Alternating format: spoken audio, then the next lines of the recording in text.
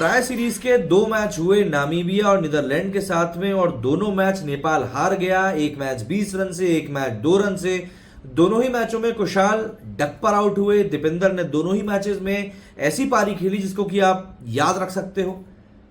लेकिन मन में सवाल वही उठ जाता है कि जो नेपाल वनडे में इतना डोमिनेंट दिखाई दे रहा था, आखिर T20 में वो कहां पर ट्रिक मिस कर रहा है। क्योंकि आप देखेंगे तो ये मैचेस ऐसे नहीं है कि नेपाल बहुत बुरी तरह हार रहा हो, नहीं, बहुत नैरो मार्जिन से नेपाल हार रहा है। 20 रन और 2 रन, 2 रन तो मतलब क्या बोलूं, किस्मत ही खराब बोल सकते हैं यहां पर। लेकिन कुछ चीजें हैं जो मुझको लग रहा है कि शायद ये चीजें नेपाल टीम के साथ में सही नहीं चल रही है, या इन चीजों के ऊपर अगर ध्यान दिया जाए तो शायद इंप्रूवमेंट मिल सकता है। सबसे पहले अगर हम बात करें, हम दोनों ही मैचेस की एक साथ ही बात करेंगे। पहले मैच को मैं वैसे भी कवर कर नहीं पाया था, ट्रैवल कर रहा था उस समय पर, तो हम यहां पर दोनों ही मैचेस की बात करेंगे। देखिए, एक चीज जो मुझको सबसे ज्यादा खटकी है वो है कुशाल भुरतेल की बैटिंग। अब आप बोलोगे भैया क्यों, अटैकिंग बैट्समैन है, अच्छा है, उसका तो नेचर भी बढ़िया है गेम के हिसाब से। लेकिन आपको एक चीज बताता हूं, आप चाहे रोहित शर्मा की बात कर लें, चाहे वीरेंद्र सहवाग की बात कर लें, ये खिलाड़ी ऐसे हैं, ये तेज जरूर खेलते हैं, लेकिन जब तक ये लोग क्रीज पर हैं तब तक सामने वाली टीम की ना बिल्कुल बैंड बजी पड़ी रहती है। और कुशाल भुरतेल इसी लीग के क्रिकेटर हैं। कुशाल भुरतेल अगर अपनी टीम को जिताना चाहते हैं तो उनको अपने विकेट के ऊपर एक कीमत लगानी पड़ेगी कि सब T20 है तो कम से कम 25 रन और वनडे है तो कम से कम 40 रन। इससे कम की तो बात ही नहीं करूंगा मैं। क्यों? क्योंकि जब ये खिलाड़ी इतने रन बनाने की बात करेंगे तो ऑब्वियस सी बात है वो अपनी तेजी से रन बनाएंगे, और अगर वो तेजी से रन बनाएंगे तो फायदा किसको होगा? नेपाल को होगा।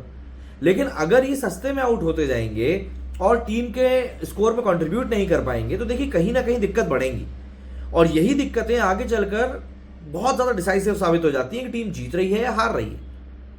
अगर हम लोग बात करें यहां पर पहले मैच की, तो पहले मैच में एक बड़ा स्कोर बना था नामीबिया की तरफ से। यहां पर लोफी ईटन ने सेंचुरी मारी थी, सबसे तेज सेंचुरी मारी। कुशाल का ही रिकॉर्ड तोड़ा था। सबसे मजे की बात तो यह थी, कुशाल का ही रिकॉर्ड तोड़ा था। और इस मैच में नेपाल ने अपनी इनिंग को 186 पर खत्म किया था, ऑल आउट हो गए थे। यहां पर समझने वाली बात यह है कि 18.5 ओवर्स में नेपाल यहां पर ऑल आउट हुआ, मतलब 7 बॉल बची थी और जीतने के लिए 20 रन चाहिए थे। अब आप ये समझिए कि अगर इन लोगों ने थोड़ा सा विकेट को देखकर खेला होता, समझकर खेला होता और कोशिश करी होती, महेंद्र सिंह धोनी का फॉर्मूला है कि आप मैच को आखिर तक लेकर जाओ, कोशिश करी होती कि हम आखिर तक जाएं, तो शायद ये लोग मैच जीत जाते। क्योंकि 7 बॉल पर T20 के 20 रन बनाना कोई बहुत बड़ी बात तो होती नहीं है। और सबसे बड़ी बात, अगर आप स्कोर कार्ड देखें तो यहां पर आप चाहे रोहित की बात कर लें, कुशाल की बात कर लें, आप दीपेंद्र की बात कर लें, लोअर में आप सोमपाल की बात कर लें, इवन गुलशन की बात कर लें, इन सबको स्टार्ट मिला था। और T20 में अगर आपके 11 में से 5 बल्लेबाजों को एक स्टार्ट मिल रहा है ना, तो यार आप ठीक हो, आपकी पोजीशन सही है। बस आपको चाहिए क्या है कि एक बैट्समैन आपके लिए टिककर लंबा खेल कर जाए, मतलब सारे खिलाड़ियों को एक साथ लेकर जाए। वही चीज नेपाल के साथ यहां पर हुई नहीं। यहां पर अगर हम आज के मैच की बात करें तो आज के मैच में भी सेम सिचुएशन फंसी थी। यहां पर अगर आप देखें तो आसिफ, उसके बाद रोहित, उसके बाद कुशाल मल्ला भी ठीक ठाक बॉलें खेली गए थे। दीपेंद्र ने आज यहां बहुत बढ़िया पारी खेली और करण को भी स्टार्ट मिल गया था। तो ऐसे करके मोटा मोटे इनमें 4 प्लेयर तो भैया बढ़िया ही खेल कर गए थे। एक आध प्लेयर को हम और इंक्लूड कर सकते हैं, पर आज भी वही हुआ। 20 ओवर में 182 रन बना सके और 8 विकेट गिर गए। बात क्या हो जाती है कि आप गेम को लेकर अवेयर नहीं रह पाते हो, आप स्कोर के साथ में चल नहीं पाते हो, आप समझ नहीं पा रहे हो कि क्या चल रहा है। दूसरी एक बात, बैटिंग तो चलिए ठीक है 19-20 चल रही है।